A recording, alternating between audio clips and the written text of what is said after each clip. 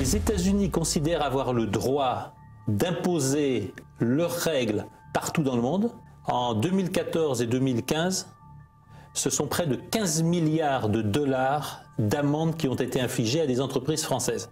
Ce qui signifie que vous, moi, vos auditeurs, payent 3 à 4 milliards d'impôts en plus qui ne sont pas allés au Trésor français, qui sont allés au Trésor américain.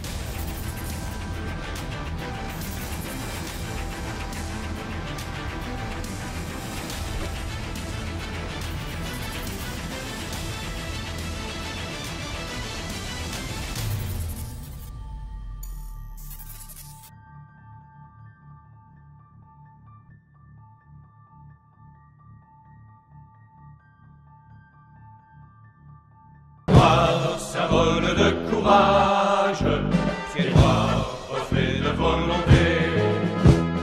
Toute confession, sans distinction, fils de pionnier.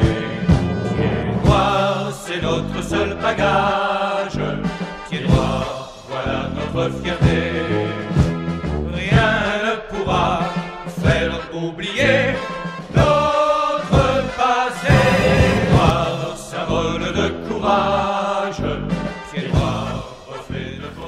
Bonsoir et bienvenue dans ce numéro 5 de l'émission Au Forum en compagnie de Bernard Colle, le secrétaire général de Jeunes Pieds Noirs. Bonsoir Bernard. Bonsoir Martial. Merci d'être là avec nos invités, bien évidemment le député du Gard et avocat Gilbert Collard. Bonsoir Gilbert Collard. Bonsoir. Et aussi l'animateur de Livres Libres sur TV Liberté, avec beaucoup de succès. C'est un plaisir de faire cette émission avec vous. Et puis, notre second invité, c'est Claude Pauly. Bonsoir. Vous êtes le président de la Fédération nationale des rapatriés qui avait été créée par le général Jouot. Merci d'être présent avec nous et on va évoquer, avant de vous donner la parole, quelques hommages parce qu'il y a eu beaucoup de disparitions en l'année 2015, au début de 2016. On pense bien évidemment à Pierre Descaves qui avait été ici dans cette émission, à Jean Sépi, au capitaine Marcel Ronda, à Gabriel Men, à Guy Forzi, à Gabriel Anglade aussi, et puis Robert Tabarot, et puis d'autres disparitions encore que je vous laisse évoquer. Oui, alors on voudrait, évidemment, dans toutes ces disparitions, on ne peut pas évoquer toutes ces personnalités qui ont fait le monde rapatrié, qui se sont battus pendant des années pour défendre les intérêts à la fois moraux et matériels de notre communauté. Mais on voudrait mettre en avant un peu deux personnalités qui nous ont quittés récemment. Madame Jeannine Delahogue. Madame Jeannine Delahogue était née à Aïn-Témouchen. C'était un écrivain, surtout une créatrice d'associations rapatriées dans le monde mémoriel. Elle avait créé le Centre de documentation historique de l'Algérie, puis après une deuxième association Mémoire d'Afrique du Nord, qui a un très beau site internet sur lequel d'ailleurs on retrouve de nombreuses biographies de ceux qui ont fait l'Algérie française de 1830 à 1962. Alors elle était écrivain de talent et Martial, Mémoire écrite de l'Algérie. Elle a fait deux ouvrages Chez Maisonneuve et La Rose. Voilà, qui sont deux ouvrages de référence. Et Des chemins et des hommes. Voilà, Des chemins et des hommes. Là aussi, ce sont des biographies de pionniers de l'Algérie du Maroc et de la Tunisie. Et l'autre ouvrage retrace le côté littéraire avec tous les écrivains algérianistes des années 50 aux années 2000. Et puis aussi, bien évidemment, la carrière d'un grand officier, c'était le capitaine Guy Branca. Alors l'autre volet effectivement des rapatriés, c'est le côté de l'armée d'Afrique. Vous savez que l'armée d'Afrique c'était 175 000 pieds noirs, 230 000 Français musulmans qui sont venus libérer la France en 1944-45 avec le débarquement de Provence. Alors Guy Branca était né à Tiaret et il est décédé récemment à Orange en France. C'est un Saint-Cyrien, une brillante carrière d'officier. Il avait fait la Tunisie, l'Indochine au premier rep. Il est en Algérie plusieurs fois blessé. Il participe au putsch d'Alger. Il est interné à Maison-Carrée, à Nogent, au Fort de l'Est, à la Santé, à Fresnes. Il est libéré, il rentre en Algérie et il rejoint le maquis de Loire-Nice, là où sera tué d'ailleurs le commandant Bazin. Il reconnaît l'exode. Il partira en Afrique du Sud où il connaîtra une très belle carrière, il fera une très belle carrière. Et d'ailleurs, ceux qui s'intéressent à cette histoire pourront retrouver tous les détails dans les livres de Pierre Montagnon qui racontent les aventures de ces officiers perdus. Merci pour ces hommages, c'est important. La mémoire, c'est important, nous le savons tous. Et notre invité maintenant, c'est Claude Poly, qui est donc, je le disais, le président de la Fédération nationale des rapatriés, la FNR, créée par le général Jouhaud. Claude Poly, vous êtes un jeune homme né en 1927, en Kabylie. Petite Kabylie. En petite Kabylie, des grands-parents et arrière-grands-parents qui avaient une ferme, la ferme Poly d'ailleurs, qui existe toujours, je crois. Elle existe toujours, oui. Depuis les années 1840, C'est 1850. ça, oui, mon grand-père l'avait créé à ce moment-là. Et alors, votre cursus, c'est l'école, la faculté, celle du droit, à Alger. Alger, oui, Est-ce que vous avez... Comme quoi le droit mène à tout, n'est-ce pas? à condition d'en sortir. Condition d'en sortir. Est-ce que votre engagement militaire, enfin, si vous pouvez bien m'en parler un peu? Ah bien, mon engagement militaire, d'abord, c'est mon service militaire entre 52 et 54 au service normal, et puis un rappel quelques années après, je dirais, qui a duré 8 mois, au cours desquels j'ai effectué en Algérie. Alors là, j'étais dans la 532e DBFA, c'est-à-dire demi-brigade de fusiliers de l'air, et nous avons effectué les premières opérations héliportées.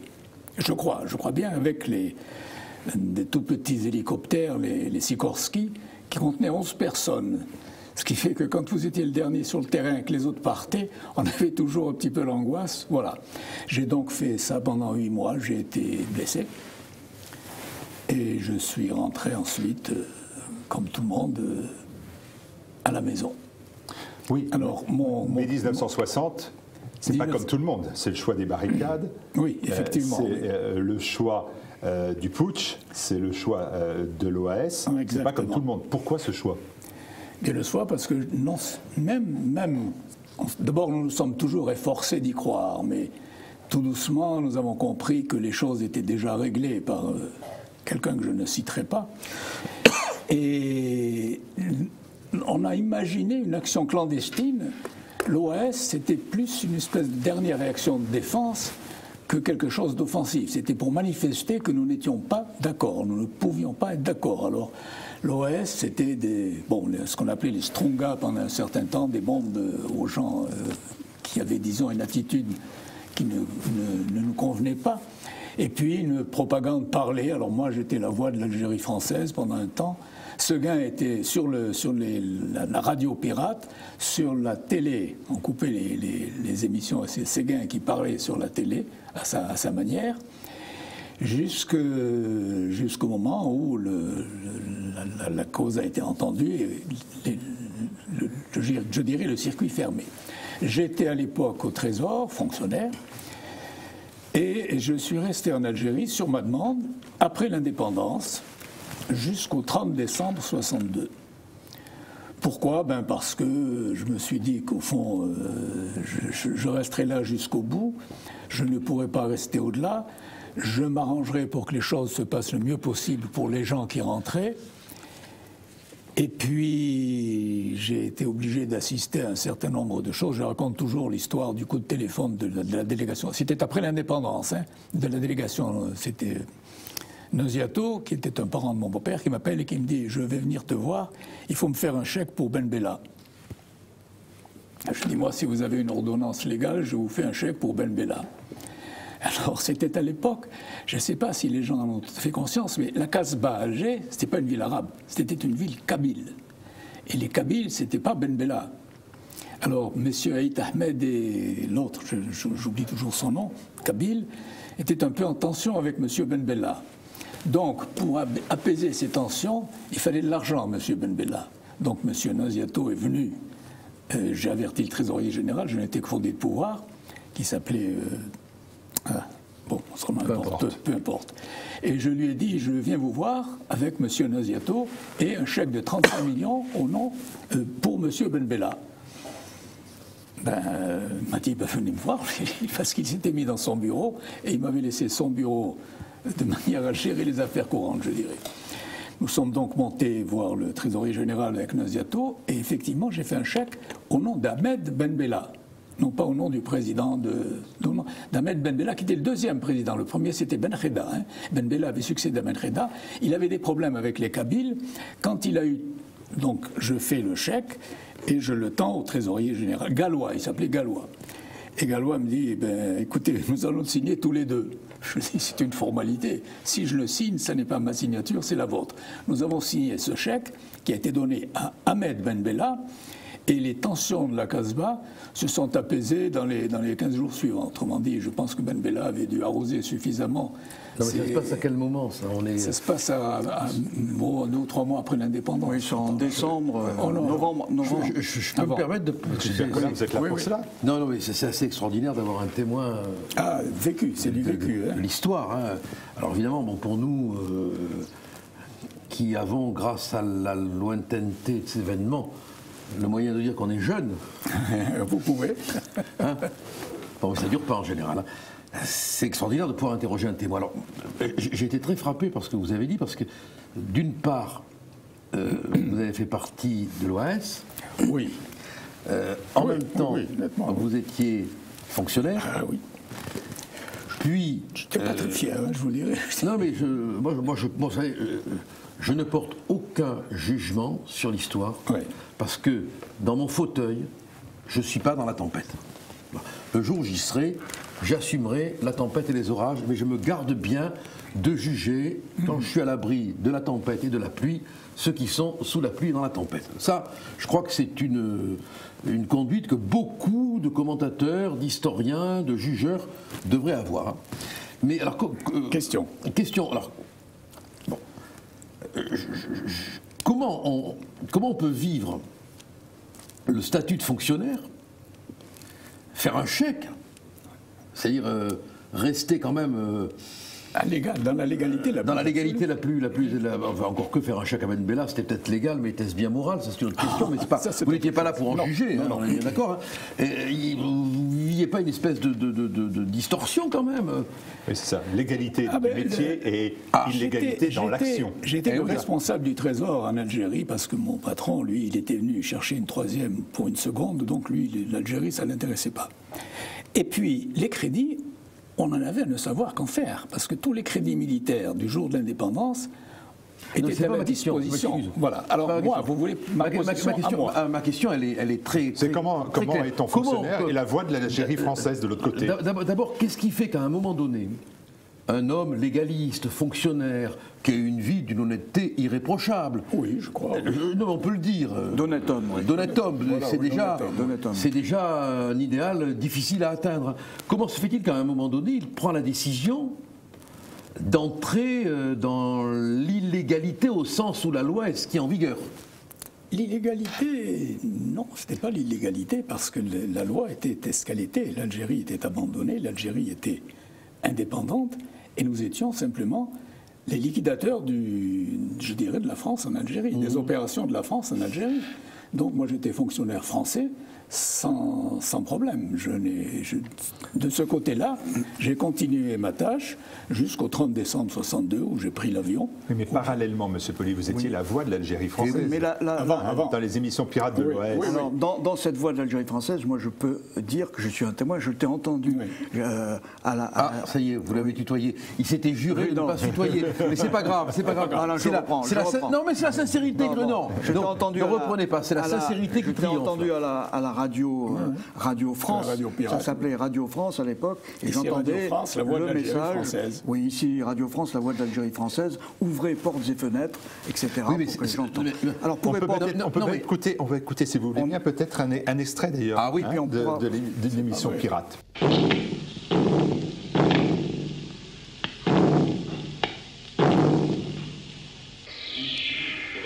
France, la voix de l'Algérie française.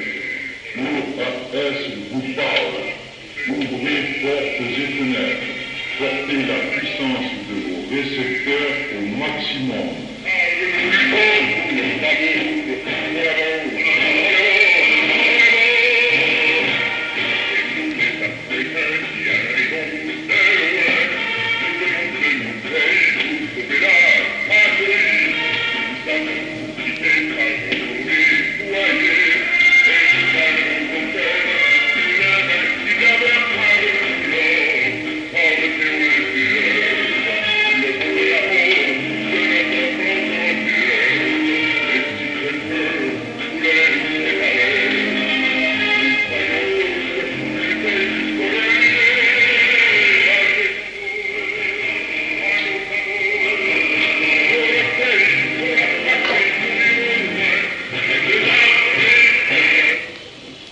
répondre à votre question, mettre juste une petite introduction, et après Claude nous répondra, c'est parce que l'OS est un mouvement de résistance. Or, un mouvement de résistance ne fonctionne que s'il a des indicateurs, des informateurs qui restent dans la société civile, la société légale, et c'est grâce à tous ces informateurs qui étaient bien souvent dans les renseignements généraux, dans la police, dans l'armée, qui informaient les clandestins, que l'OS a pu, comme tout mouvement de résistance, fonctionner. Donc Claude était un peu, je pense, dans ce cas-là. Tu étais... Oui, il y a une échelle de valeur, c'est totalement différent. L'emploi que j'avais, c'était un emploi. Le reste, mon attitude et ce que je pensais, ce que je faisais, c'est ce à quoi je croyais, c'est-à-dire une espèce de continuité de l'Algérie telle que je l'avais connue. Et je subissais ou j'expédiais les affaires courantes comme fonctionnaire. Je n'avais pas l'impression, comme quand je suis rentré en métropole, d'avoir une mission, J'étais là pour expédier les affaires courantes et pas du tout pour donner une morale ou une moralité ou une justification à ce que je faisais. Je fermais la boutique. Alors, on va passer 1969. Vous poursuivez cet esprit de résistance puisque vous créez l'AFNR, la Fédération nationale des rapatriés. Vous êtes coprésident avec la présidence du général Jouhaud. Pourquoi, en 69, la résistance, elle est encore nécessaire ? Elle est nécessaire parce que nous n'avons pas obtenu, je dirais globalement et d'une manière tout à fait générale, les indemnisations que nous avons souhaitées, mais nous avions une figure de proue, c'était le général Jouhaud, qui pouvait, étant donné sa renommée, sa position, nous cautionner, je dirais, et je n'étais pas le premier. Je n'étais pas le premier des présidents. C'est Roger Fenech, qui était député à l'époque, qui a créé le Front National des Rapatriés, qui est devenu Fédération Nationale pour éviter toute équivoque avec le Front National. Ensuite, après Fenech, il y a eu maître Jean Trappe, qui l'a présidé un temps. Jean Trappe est mort. Nous l'avons ensuite coprésidé avec mon ami Santini, qui vivait à Perpignan. Yvon Santini. Yvon Santini, oui. Et puis ensuite, je l'ai présidé moi-même après. Alors, nous avons créé ce mouvement pour continuer d'abord à faire vivre au moins d'une certaine manière ce que nous étions, les pieds noirs, je dirais, puisqu'on les appelle les pieds noirs, et puis essayer d'obtenir un certain nombre de compensations matérielles, mais surtout morales. Moi, je ne me suis pas attaché aux compensations matérielles, je vous dirais, bien que j'ai perdu un certain nombre de choses, mais surtout redonner une image de marque de ce qu'on appelait les pieds noirs, qui n'était pas toujours bien perçu en métropole. Il faut peut-être donner le cadre, l'ambiance de l'époque. On est en 63, les rapatriés sont accueillis sans accueil.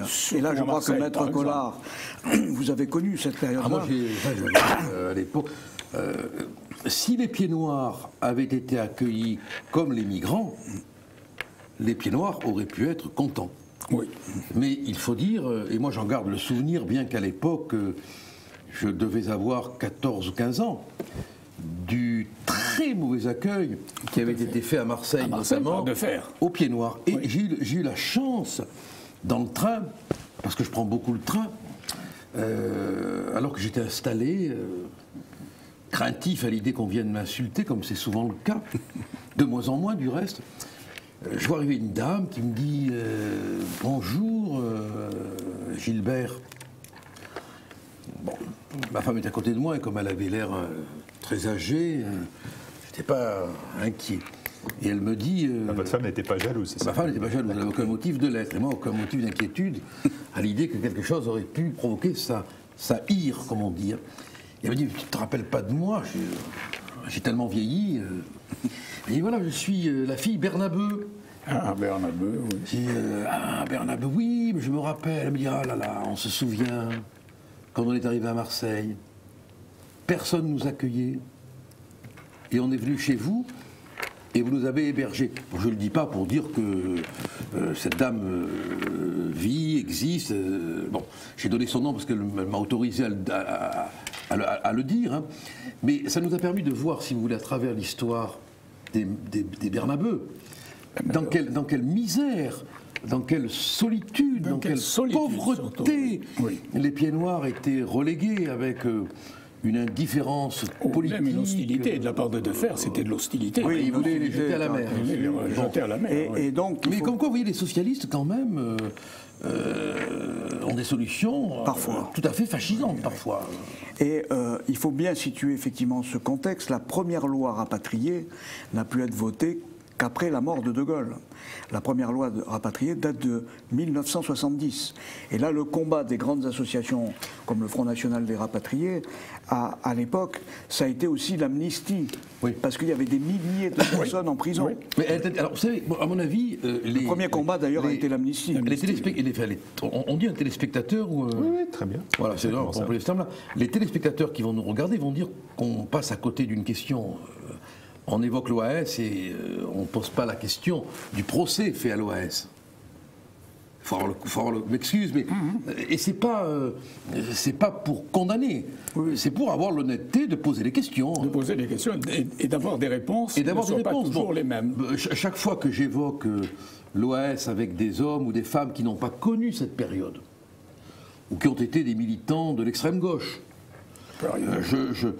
j'entends dire qu'on avait affaire à des assassins, à des terroristes. Au moins. Non, les accusations sont très brutales. Tout à fait.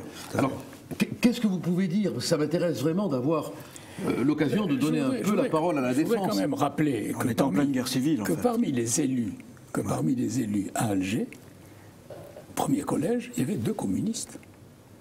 Autrement dit, les gens d'Algérie n'étaient pas tous des gens de droite, des fascistes ou des fascisants. C'était un petit peuple.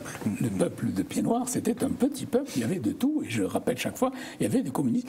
Il y a eu un maire d'Alger communiste. Il s'appelait, je ne sais plus si c'était Tubert ou Fayet. Fayet, Tubert, un général de gendarmerie et un autre. Donc, un général de gendarmerie communiste. Oui. Quelle époque merveilleuse vous avez vécu. Oui, on a vécu cette époque. Il a été maire d'Alger. Je ne sais plus si c'est Fayet ou Tubert. Je sais que c'est un des deux.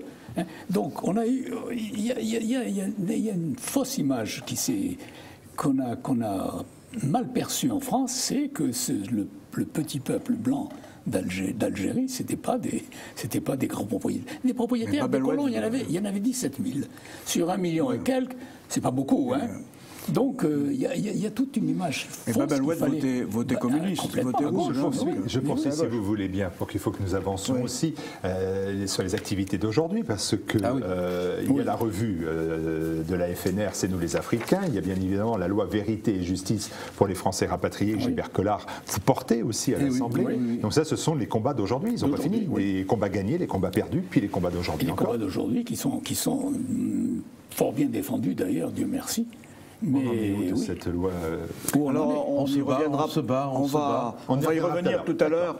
Alors il y a une autre question qui m'intéresse. Mais on se fatigue aussi parce qu'à force de se battre je sais bien que Cyrano de Bergerac dit que les combats les plus désespérés sont les plus beaux. Et qu'en entrant chez Dieu, ce soir, il saluera son seuil bleu avec son panache. Mais à force de se battre à coups de panache, mais le général on désespère un peu d'obtenir gain de cause. Le général Jouot a fait un livre d'ailleurs qui s'appelle « La vie est un combat ». Oui. Et je crois que la personnalité même du général Jouot, et là Claude Poli est un témoin direct puisque tu l'as fréquenté. Claude, est-ce que vous regrettez votre vie au jour? Ah non, pas du tout. Ah non, pas du tout. Alors non. Et ce général Jouot, alors c'est une carrière fulgurante quand même, puisque il a fait une très belle carrière, mais il a été dans les 4 putschistes, non. Il y avait Chasles, Salan, Jouot. Alors c'est un Oranais d'abord. Il est né à Boussefer. Oui, Boussefer. Il est né à Boussefer. Dans une famille d'instituteurs. Oui. Installé depuis 2 générations déjà en Algérie. Il est décédé en 1995. C'est aussi un Saint-Cyrien.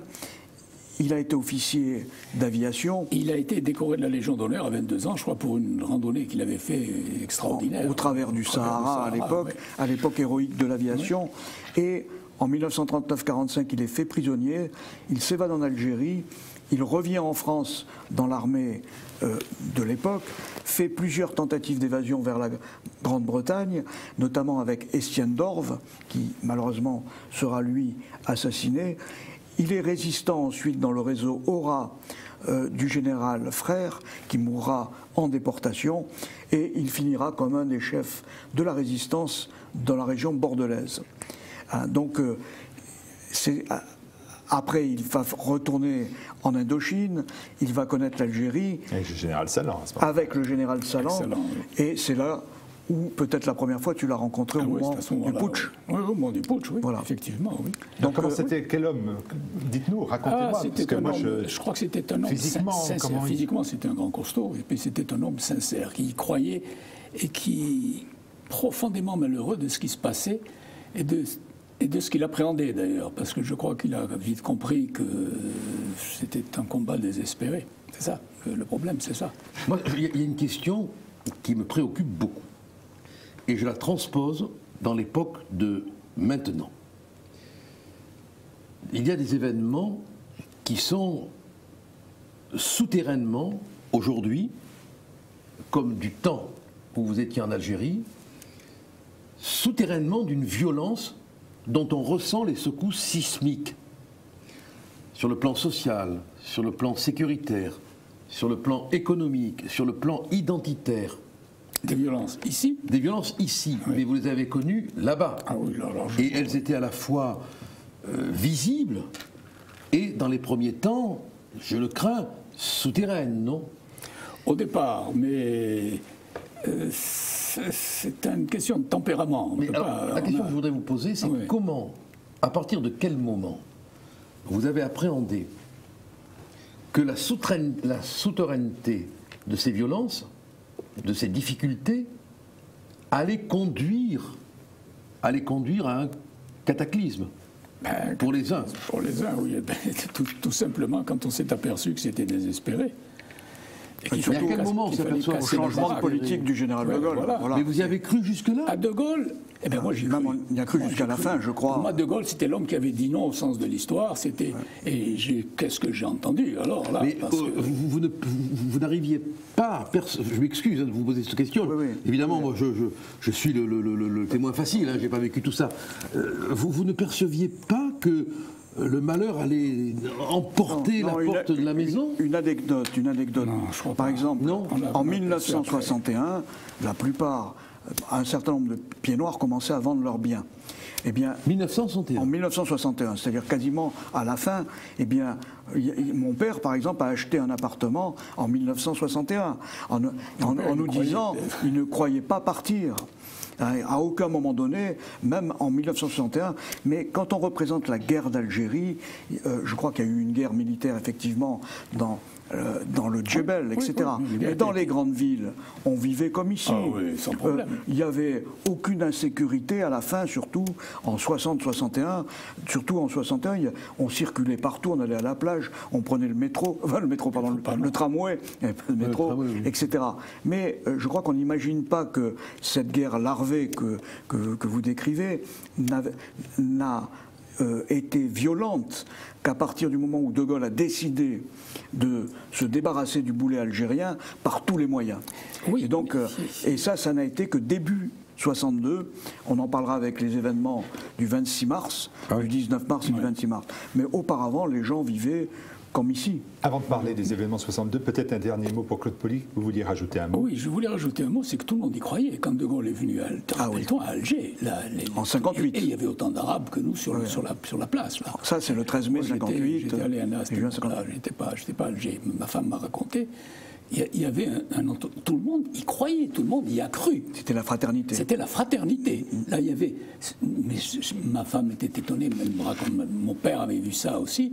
C'était incroyable. Hein. Tout le monde y a cru. Comme quoi, il ne faut pas se fier aux apparences des événements de l'histoire. Voilà. Et ensuite, tout doucement, la situation a dégénéré. Et manifestement, De Gaulle avait dans l'idée de se débarrasser de l'Algérie.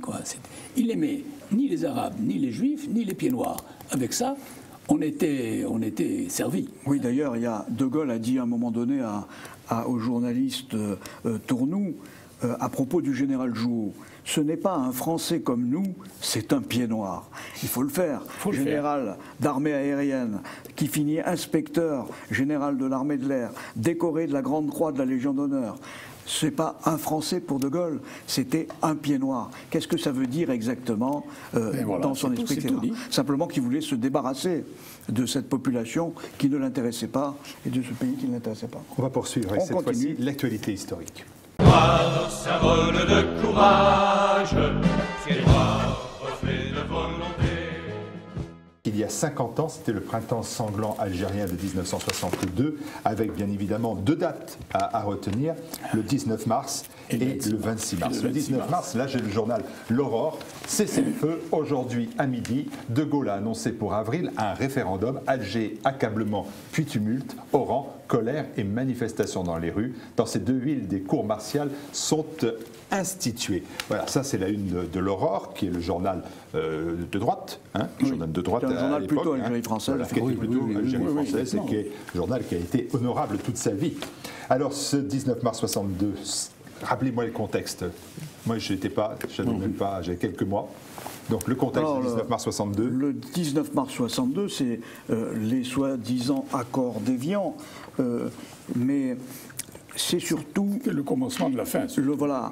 Le changement de politique, un changement radical de politique de l'État français et du général de Gaulle, où l'allié devient le FLN, l'allié de l'armée française devient le FLN, et non plus l'adversaire. L'armée française devient l'allié du FLN. Et où l'armée française devient l'allié du FLN. Tout ceci a été largement expliqué, notamment par Maurice Sallet dans son livre L'Algérie d'Évian. C'est un plan concerté qui a été suivi, qui a été défini par Alain Perfit. D'ailleurs, on en avait déjà parlé dans les précédentes émissions. L'objectif étant de se débarrasser le plus vite possible du boulet algérien, car tout est écrit dans la presse de l'époque.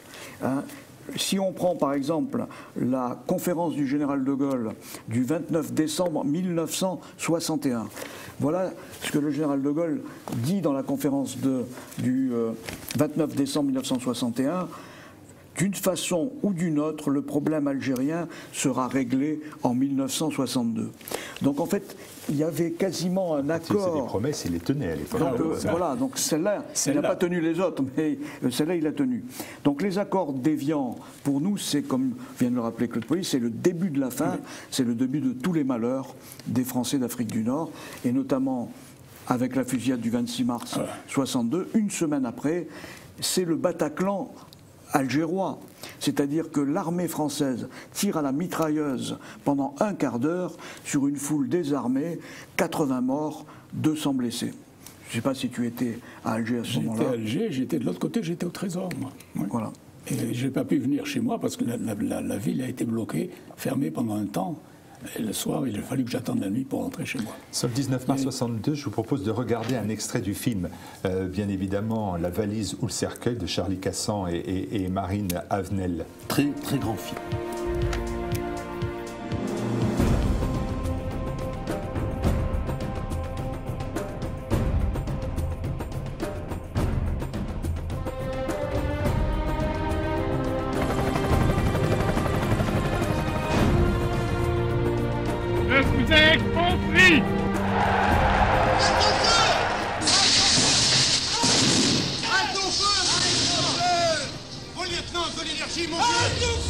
C'était la fin de leur foi en la France. Mon pays, la France, il a disparu dans ce cataclysme qui a emporté l'Algérie. La France a disparu aussi. Nos parents ont pris la valise et aujourd'hui il nous reste le cercueil.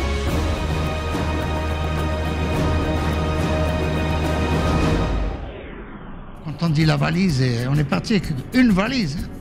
Je donnais la date du 19 mars 1962. Il y a une autre date, bien évidemment, c'est le 26 mars 1962. Là aussi, rappel du contexte. Alors, rappel du contexte, tout simplement une manifestation populaire algéroise va au secours de Bab el-Oued, donc un quartier populaire d'Alger qui est bouclé par l'armée, qui est complètement encerclé par l'armée. Juste, j'étais au Trésor, on m'a appelé, je suis monté sur le toit et j'ai vu des avions tirer, passer et tirer sur Bab el-Oued. Je les ai vus, moi. Je les ai vus. C'est incroyable. Hein? Pourquoi? Parce que Bab el-Oued était bloqué. C'est absolument fascinant, l'armée française. C'est fascinant jusqu'à un certain point. Quelle est votre réaction à ce moment-là? L'incompréhension? C'est l'incompréhension. C'est inconcevable qu'on se tire dessus, que les Arabes, c'est un terme global qui n'est pas très bien adapté, mais qu'on soit mitraillés par mais que des avions français, des avions viennent tirer à Bab el-Oued, parce que Bab el-Oued était considéré sur les immeubles. Bab el-Oued était considéré comme c'est un blocus total. Et pas de possibilité, même pas passer pour manger. J'avais un copain très bon que j'ai retrouvé ici après, qui était juif et qui avait un truc très typé. Il se faisait passer pour un arabe pour aller apporter à manger à Bab el-Oued à des gens qui étaient bloqués dans le quartier de Bab el-Oued. Et j'ai vu, moi, des avions français tirer à la mitrailleuse sur Bab el-Oued. Il faut dire qu'il y avait eu une consigne, effectivement, de l'organisation de l'OS pour que le quartier de Bab el-Oued se révolte. Il s'était donc révolté quelques jours avant, mais révolté de façon pacifique, en tapant sur des casseroles, etc. Le gouvernement en a profité pour boucler l'intégralité du quartier avec des barbelés, des chars, et comme le dit Claude, les chars tirés sur les façades des maisons à la mitrailleuse. Il y a eu 70 morts, bien souvent d'ailleurs des femmes et des enfants, et le but était d'affamer le quartier de façon à ce qu'il rentre dans l'ordre. Je peux me permettre, mais qu'est-ce qui fait que ce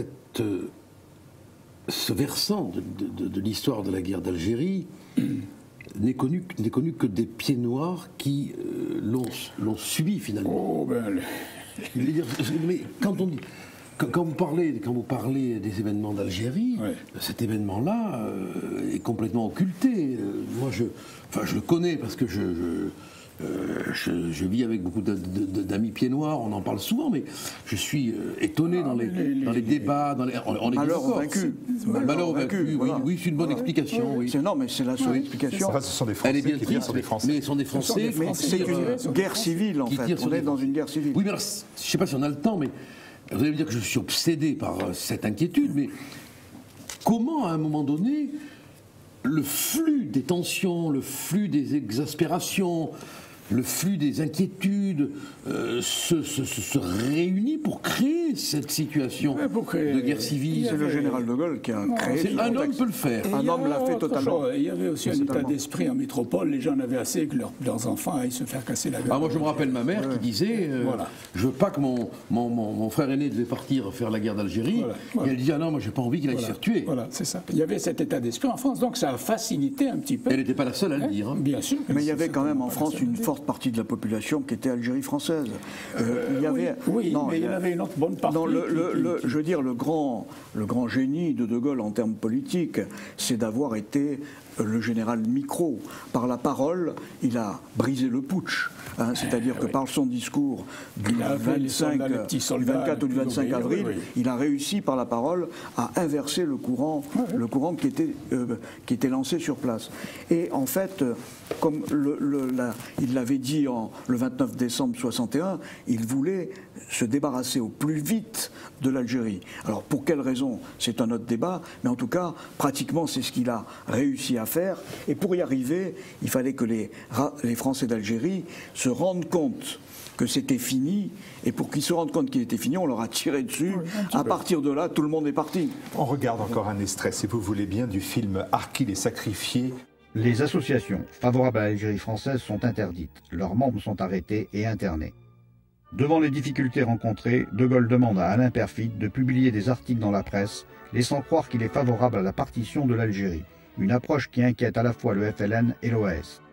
Celui-ci publie, à la demande du général de Gaulle, ses réflexions dans l'ouvrage « Faut-il partager l'Algérie ?» Page 109, y est présenté le plan qui sera intégralement appliqué pour mener l'Algérie à l'indépendance. L'OAS règne alors sur les grandes villes d'Algérie.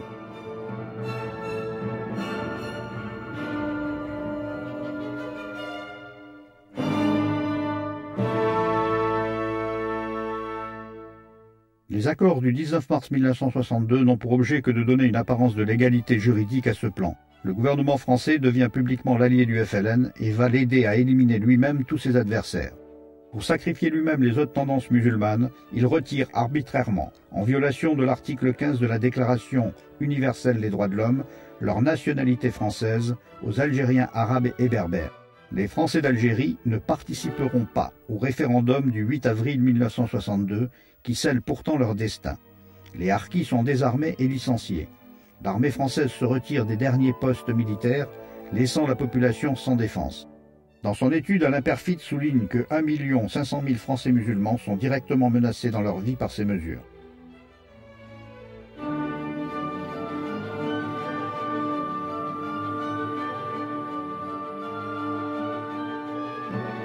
Des garanties sont données aux harkis. Des mesures les incitent à rester sur place, logement gratuit, prime de départ. Dès le 19 mars, les premiers massacres ont lieu, comme celui des harkis de Jean-Pierre Chevènement, alors officier SAS à Saint-Denis-du-Sigue, en Oranie.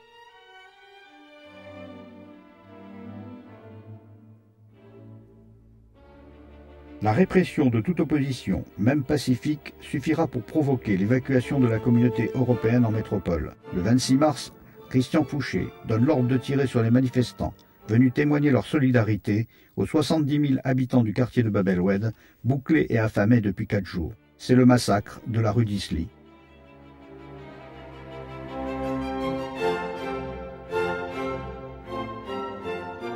La répression s'abat sur Oran et la tentative d'un maquis Algérie française dans l'Ouarsenis avec les harkis du Bachaga Boualem échoue. Les Français d'Algérie ne peuvent arrêter l'État français d'installer lui-même un exécutif provisoire composé des doublures des hommes du FLN qu'il a choisi. La métropole approuve les accords d'Évian par référendum, un référendum dont ont été exclus les Français d'Algérie. Des Français d'Algérie qui comprennent que tout est perdu, c'est l'exode général, le FLN peut établir sa dictature. Et puis Bernard Colle, il y a aussi l'anniversaire de ces événements du 26 mars, et à Paris notamment, une manifestation qui est organisée, je crois. Alors il y a effectivement tous les ans dans toute la France un grand nombre de manifestations qui sont organisées, des messes et des cérémonies en mémoire des victimes de la rue d'Isly. Il y en a une plus particulièrement à Paris, donc qui aura lieu le 26 mars à l'Arc de Triomphe, un dépôt de gerbes qui est organisé par l'association Souvenir du 26 mars 62, animée par monsieur Claude et madame Colette Rochette. Et donc vous pouvez contacter monsieur Claude Rochette et madame Colette Rochette pour participer à cette rencontre souvenir à l'Arc de Triomphe le 26 mars prochain à 17h en haut des Champs-Élysées, le rassemblement. Et puisqu'on parle de manifestation, tout le monde peut venir. Tout le monde peut venir. Et là, au contraire. Il n'y a pas d'exclusive politique. Oh non, pas du tout. Pas du tout. Donc, autre date anniversaire, celle de la mort du colonel Bastien Thierry, et là aussi toujours une manifestation en souvenir.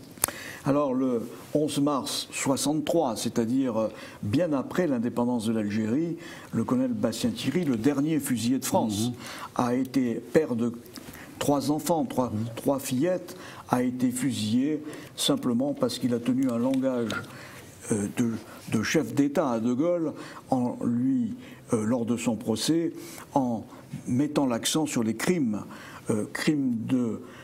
on allait presque dire, non pas crime de guerre, mais crime de paix, parce que c'était la paix, et surtout crime contre l'humanité, dont le 26 mars est un des exemples, mais le pire, c'est aussi le massacre des harkis, le massacre programmé des harkis, où il y a eu probablement entre 30 000, 100 000, 150 000 harkis massacrés. Qu'on a désarmé d'abord, massacrés ensuite. Si vous voulez, sur la question des harkis, Bastien Thierry, on peut discuter de la légitimité de son acte, du régicide.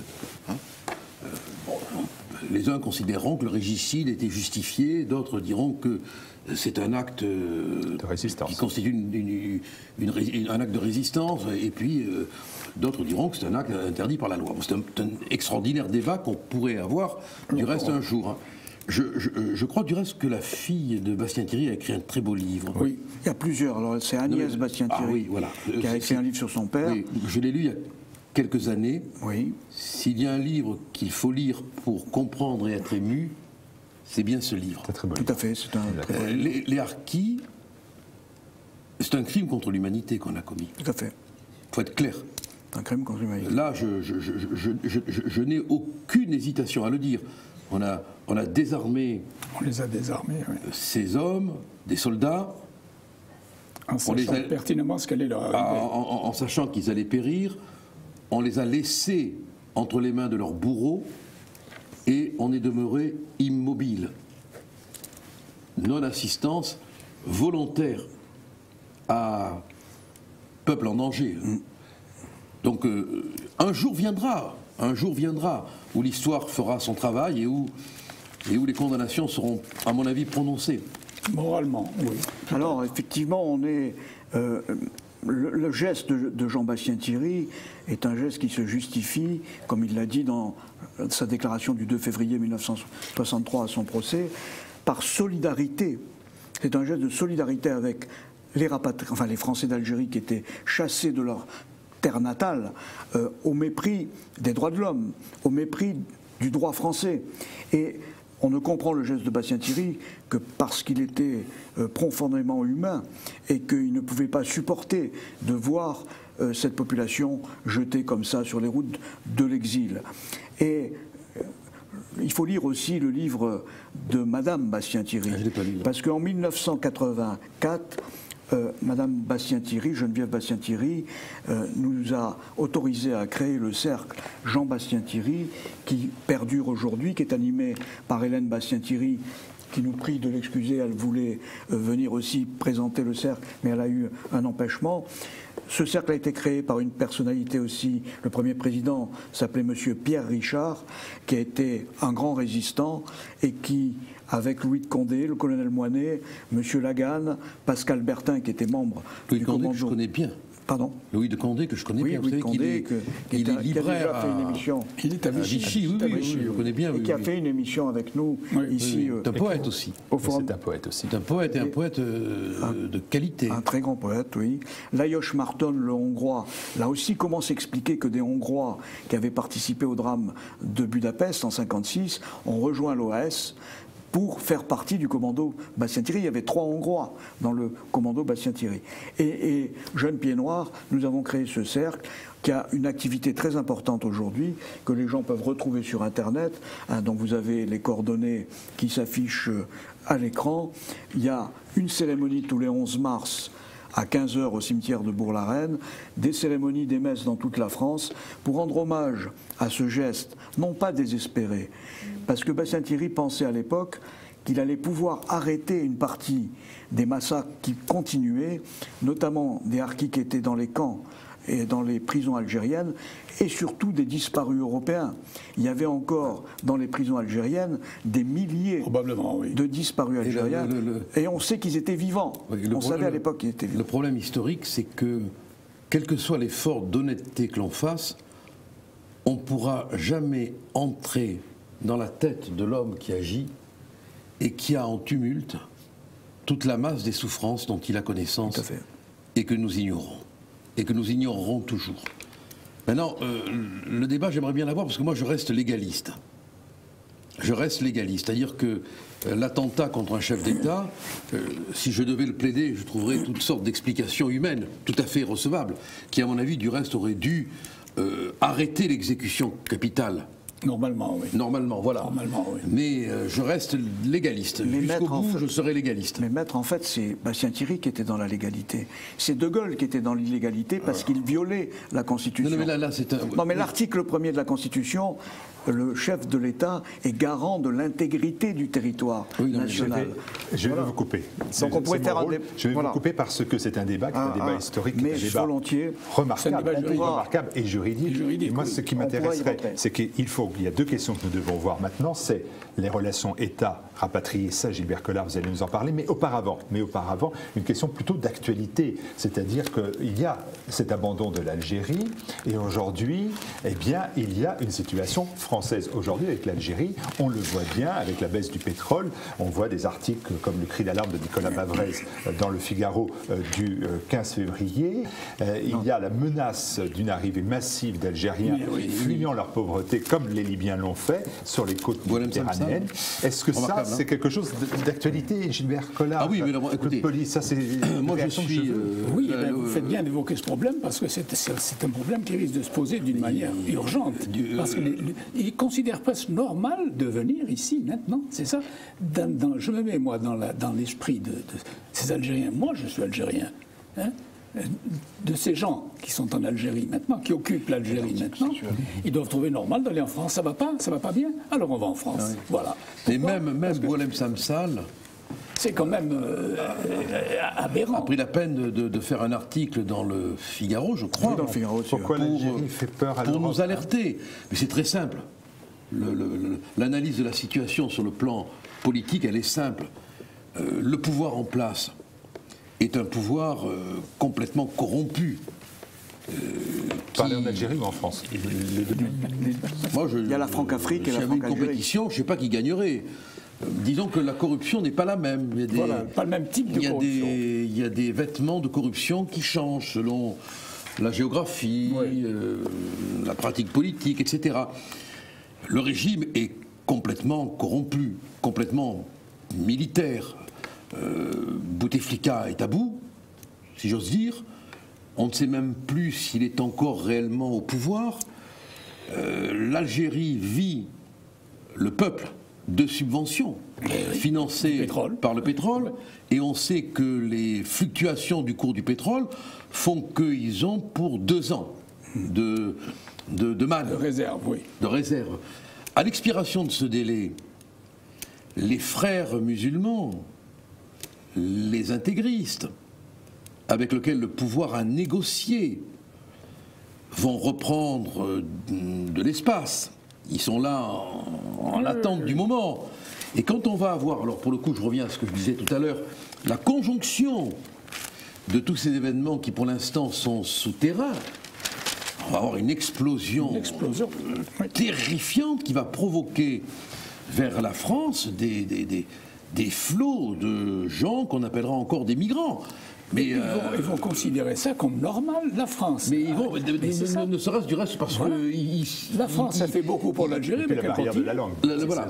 Et puis il y a des accords quand même, et puis il y a beaucoup de franco-algériens, et puis il y a beaucoup d'Algériens qui ont de la famille en France, donc beaucoup. Et là encore, on sait... On a dit aux Algériens que la France était coupable aussi. Oui, bien sûr. Donc c'est normal qu'on rembourse. Mais ce qui est fascinant, on ne sait plus quel mot trouver, ce qui est consternant, c'est de voir que tous les vulcanologues de la politique nous disent attention, ça va exploser là-bas, et qu'on est là, comme d'habitude, les bras ballants sans prendre aucune mesure, aucune décision. Là, c'est inquiétant. Maître, bien souvent, on nous reproche de ressasser cette histoire de la guerre d'Algérie, mais là on est dans une conséquence directe. Ah ben on est bien d'accord. Ah mais ça je vous l'accorde volontiers. Et il faut bien voir que dès décembre 62, à la demande des industriels français, l'État français faisait rentrer en France 300 000 travailleurs algériens, alors qu'on avait sans leur famille, 300 000 travailleurs algériens pour les industries françaises. Et il faut voir que toutes les grandes industries qui étaient en Algérie, les multinationales, ont toutes été intégralement indemnisées dès 63. Ce ne sont que les petites entreprises locales qui ont été indemnisées beaucoup plus tard. Ça, c'était à la demande du patronat français. Et à l'époque, il y avait 200 000 chômeurs seulement en France. On était en plein dans les 30 glorieuses. L'arrivée du million de pieds noirs a boosté totalement l'économie française au niveau du bâtiment, etc. Donc ça a été un appel. Et c'était dans les accords. Les accords qui ont été signés grâce au référendum qui a été voté en Algérie le 8... Non mais quand vous faites le lien entre tout ce que vous dites et maintenant... Oui. Mais où est le lien ? Eh bien le lien, c'est que tout a été fait selon le processus qui a été mis en place à l'époque. Le général de Gaulle a négocié toute une série d'accords avec l'Algérie dont on a les plaquettes aux journaux officiels, dans lequel tout ceci était programmé. Et donc cette arrivée massive d'Algériens faisait partie déjà des accords de la Franc-Algérie. Je vous passe de l'argent en sous-main du pétrole algérien qui est venu alimenter les caisses des partis politiques avec Elf, avec tout le réseau des compagnies pétrolières françaises qui ont exploité le pétrole saharien jusqu'en 1974, tout en étant exactement comme si l'Algérie était française.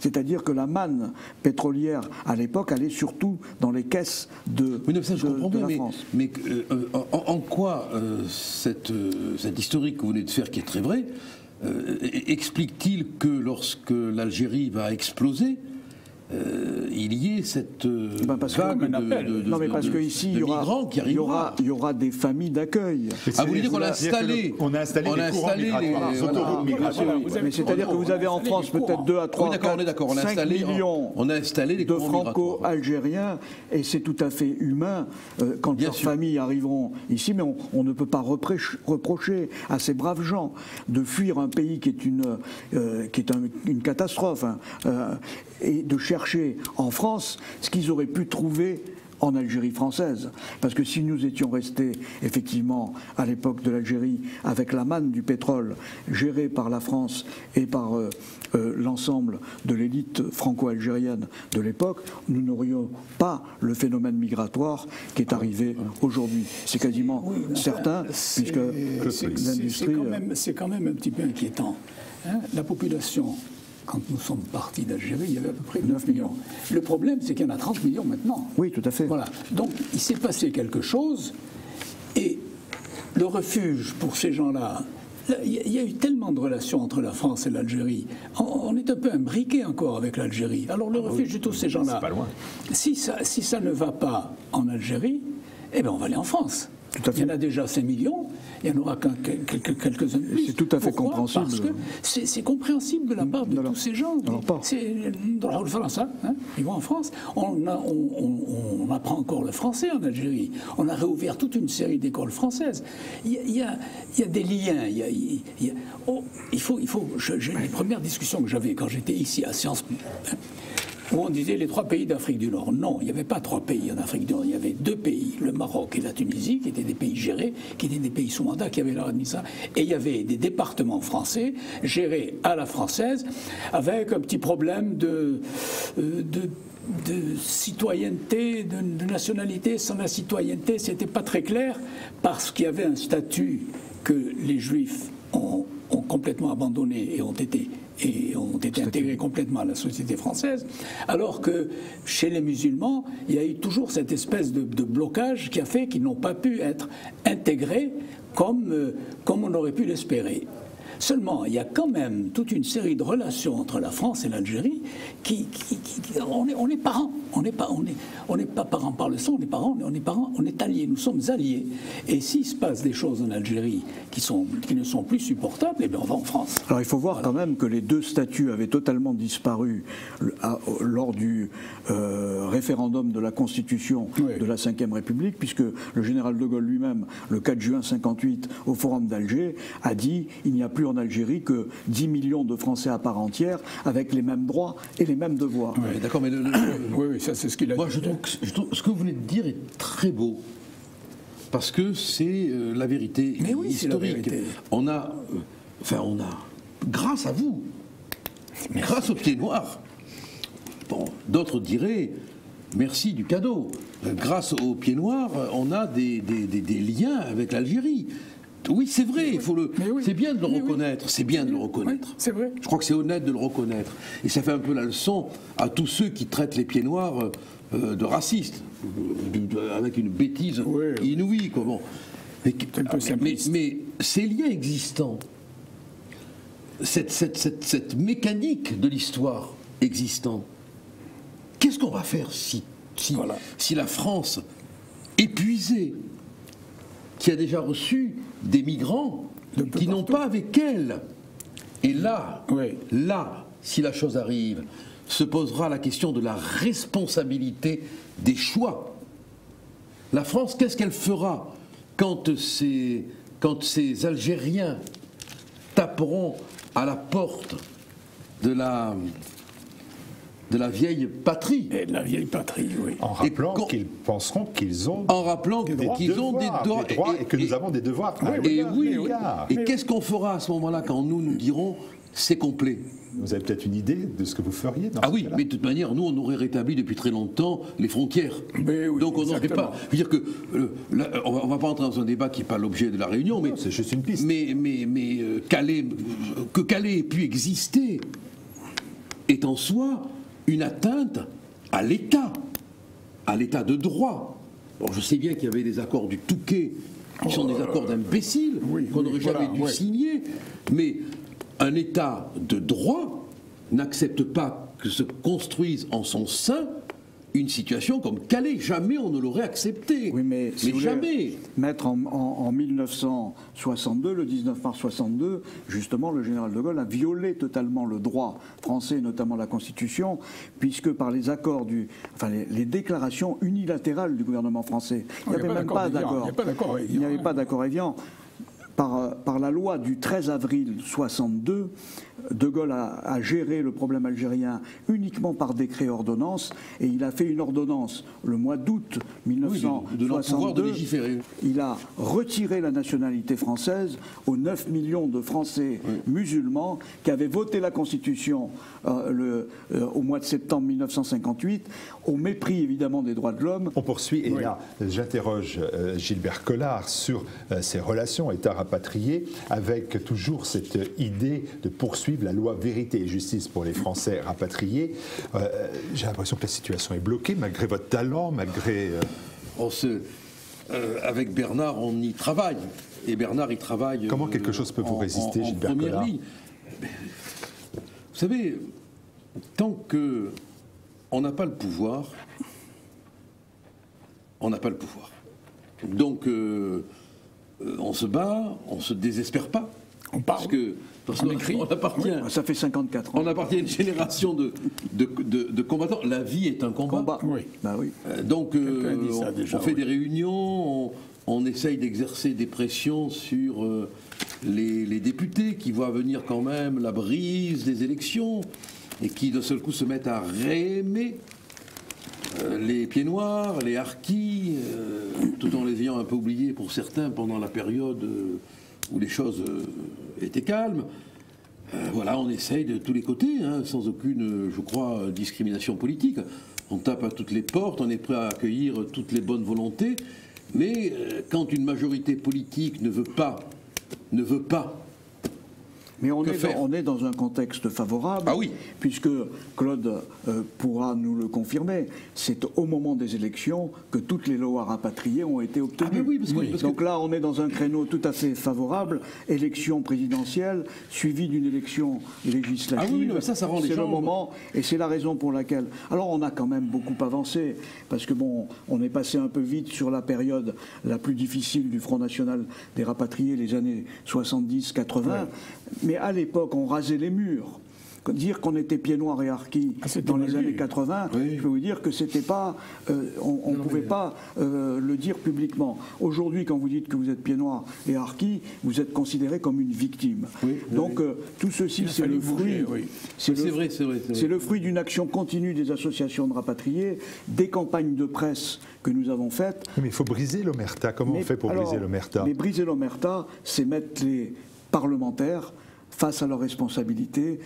Pour l'instant, Maître Collard a assumé sa responsabilité de parlementaire. C'est pas lui qu'il faut convaincre. Non, mais maintenant, nous avons une deuxième réunion avec les parlementaires prochainement. Mais c'est quand même pas mal que je sois convaincu. Oui, justement. Le mardi 15 mars, nous recevons pour la deuxième fois les parlementaires. Oui, on se bat. Et puis Bernard, vraiment, fait un boulot énorme. Donc, et on écrit au chef de l'État, on écrit à M. Valls pour lui dire que la machine administrative ne fonctionne pas, puisque, regardez, M. Valls a écrit 4 fois à M. Todeschini pour lui dire de nous répondre.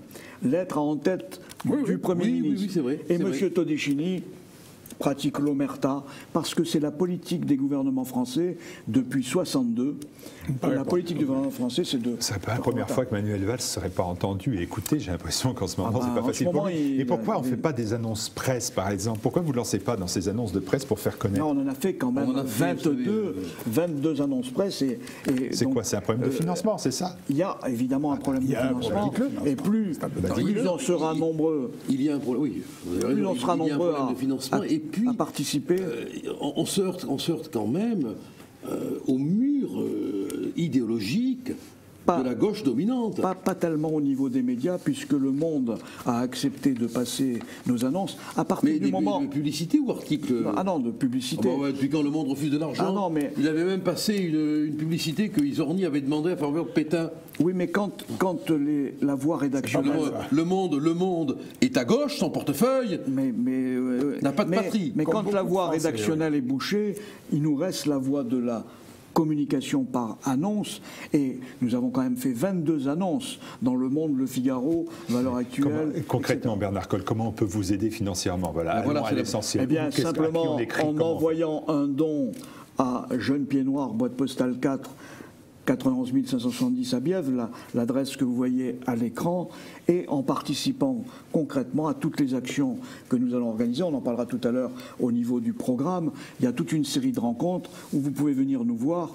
L'Assemblée nationale, c'est réservé aux parlementaires et aux journalistes, mais il y a des rassemblements, on le verra tout à l'heure. C'est une belle cause à défendre, c'est une belle cause à défendre. Donc il faut regarder à nouveau l'adresse qui s'inscrit de façon à pouvoir vous aider, parce qu'il y a beaucoup de matériel, vous faites des DVD, vous faites des autocollants, des tracts. Moi je vois, je suis là un observateur, je peux vous bouger si vous voulez. Donc ça vaut la peine. Les gens qui veulent manifester le 19 mars ont des affiches, des autocollants. Eh bien, ça va nous permettre de parler du calendrier des manifestations, parce que vous êtes aussi présent dans de très très nombreuses. Moi aussi, donnez-moi une. C'est dans de nombreuses manifestations, et la première, c'est celle du 19 mars. Alors, on peut en garder 62. Oui, on peut la garder. Alors, sauf si on aide financièrement. 62 associations participent à notre campagne, auprès desquelles vous pouvez trouver tout ce matériel, effectivement, d'affichage pour les panneaux légaux, etc. Vous avez différents modèles, vous avez même deux plus grandes qui sont très connues, et c'est celle d'ailleurs que nous avons présentée à François Hollande le 11 novembre 2012, lorsque, à la fin de la cérémonie à l'Arc de Triomphe, en lui demandant de respecter ses engagements vis-à-vis des rapatriés, M. Hollande a fait un peu comme au Salon de l'Agriculture, pof, il est parti à toute vitesse. Voilà, donc en fait les moyens d'intervention sont relativement simples. Parler, parler, enfin vous parlez, mais que les Français vous imitent et parlent et disent la vérité. Allez, donc le calendrier, 19 mars. Une manifestation à Rivesaltes. Alors les harkis, ça vaut le coup d'y aller. Évidemment, les harkis sont très mécontents de la présentation qui est faite au musée harki de Rivesaltes, où on a falsifié le Conseil général qui a financé le musée de Rivesaltes, évidemment, a falsifié la présentation du 19 mars 62, et ils vont manifester massivement le 19 mars devant le musée pour dire que le 19 mars 62, ce n'est pas la paix en Algérie, c'est le début de tout leur malheur. Donc là, vous avez les coordonnées à l'écran pour contacter les harkis de Rivesaltes et participer à cet événement. Dans toute la France, il y a des manifestations aussi qui sont organisées. Le 19 mars, on a bien compris. Qui sont organisées par le collectif national non au 19 mars 62, surtout dans la région PACA, par notre ami Hervé Cuesta, que vous pouvez joindre au numéro de téléphone 06 60 73 80 02, qui s'affiche à l'écran. Le 1er mai... Un beau pèlerinage, alors là, avec des milliers de participants, hein, c'est splendide. Alors avant le 1er mai, on a rappelé tout à l'heure la cérémonie du 26 mars à Paris, en mémoire des victimes de la rue d'Isly. Le 1er mai, toujours organisé par nos amis Claude Rochette et Colette Rochette, Notre-Dame d'Afrique, pas d'erreur, à Théoul, grand pèlerinage, dont vous pouvez voir quelques images à l'écran. Superbe pèlerinage, il y a plusieurs milliers d'Algérois qui viennent assister à cette manifestation. Vous avez les coordonnées aussi à l'écran. Et il y a le pèlerinage de Santa Cruz à Nîmes. Et pour les Oranais, à Nîmes, moi j'y suis chaque année à Nîmes. Il y a des milliers, 30 000, 20 000, 30 000 personnes. C'est bientôt il y aura plus de monde pour les Oranais et pour les Algérois. Ah non mais vraiment il faut que les gens viennent. Hein. C'est un moment de foi et d'amour. Et de convivialité aussi. Alors là, vous venez à Nîmes ? Alors on va essayer d'y être, on y a été souvent, mais... essayez de venir. Si on peut, on y viendra. Oui, et ça après va, Nîmes, Après Nîmes, eh bien, on part directement le 9 et le 10 juillet prochain pour le 38e Salon du Livre, des Arts, de la Culture et de la Mémoire des Français d'AFN. Et c'est à Antibes. Alors là, il faut soutenir cette action très importante qui est reprise par notre ami Roger Libourel avec l'amicale des Pieds Noirs d'Antibes. Il y aura plus de 2000 participants.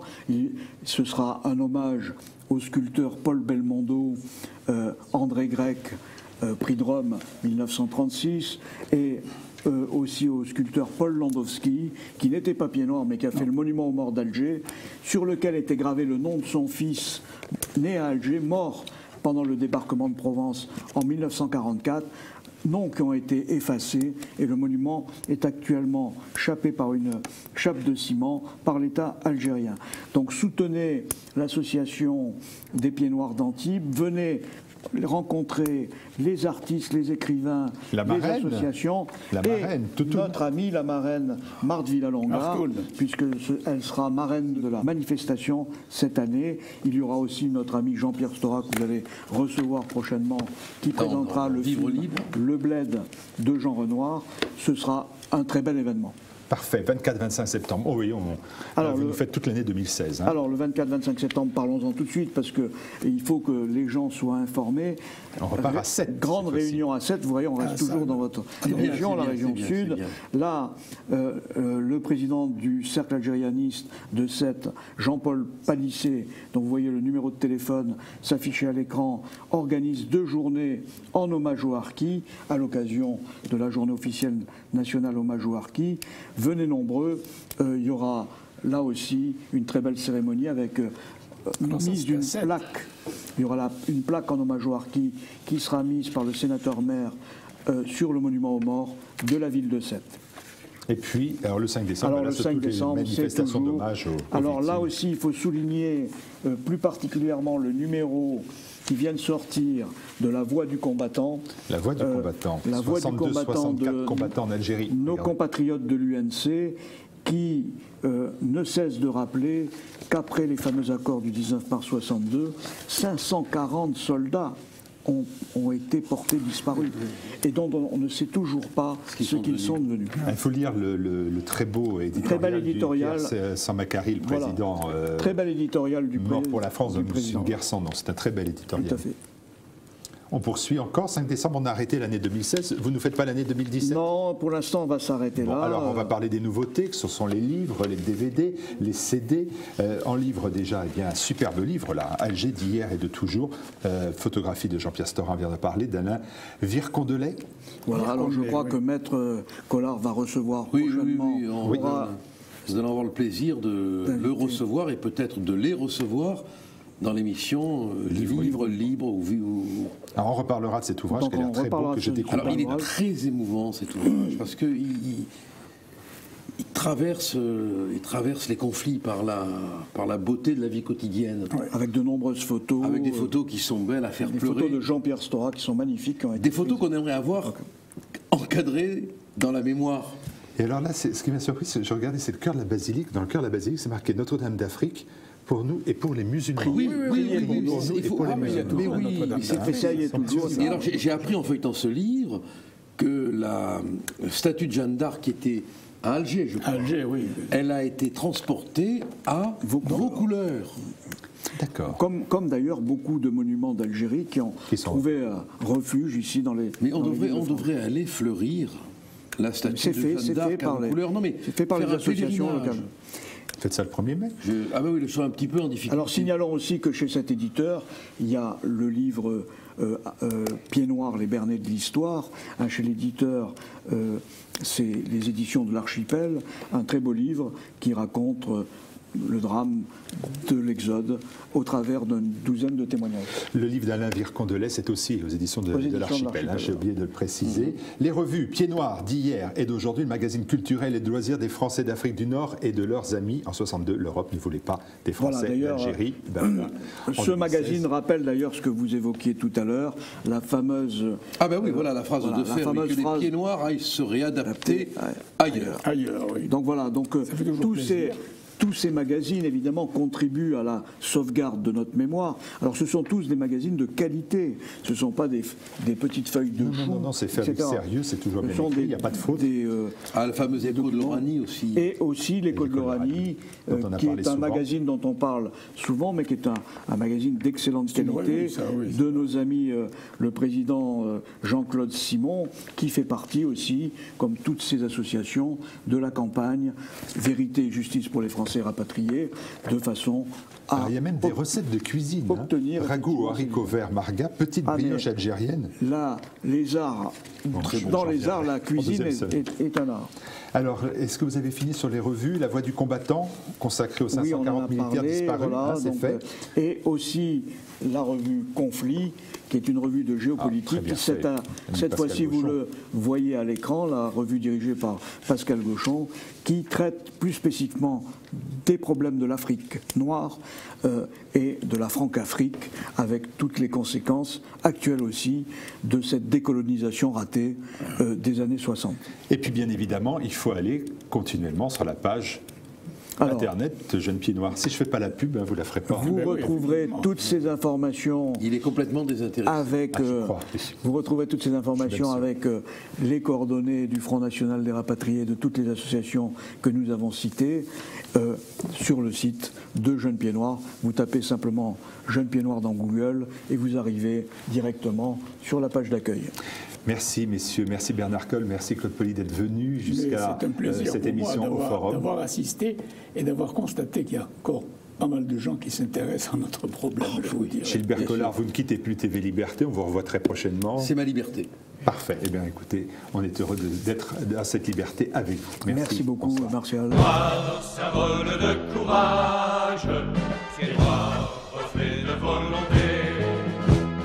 Toute confession, sans distinction, fils de pionnier. Pied noir, c'est notre seul bagage. Pied noir, voilà notre fierté. Rien ne pourra faire oublier notre passé. Noir, symbole de courage.